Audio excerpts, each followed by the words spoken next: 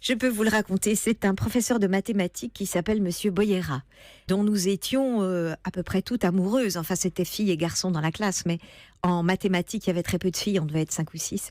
Et il était merveilleux parce qu'il avait un humour considérable et il nous rendait les mathématiques absolument passionnantes.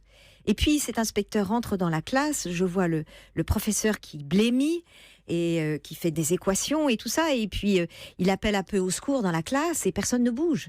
Donc moi, évidemment, étant très amoureuse, je me dis, il faut que je le sauve, il faut que je le sauve.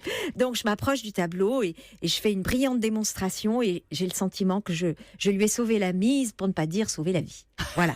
Bon, donc vous, dont on n'entendait jamais la voix, ce jour-là, vous avez pris le pouvoir et Oui. ça a libéré quelque chose en vous ? Oui, mais vous savez, les grands timides, et je le suis encore malgré les apparences, les grands timides ont souvent de grandes audaces. Et c'est vrai que tout d'un coup, je me suis sentie comme Superwoman, vous voyez. Je me suis dit, il faut que j'y aille.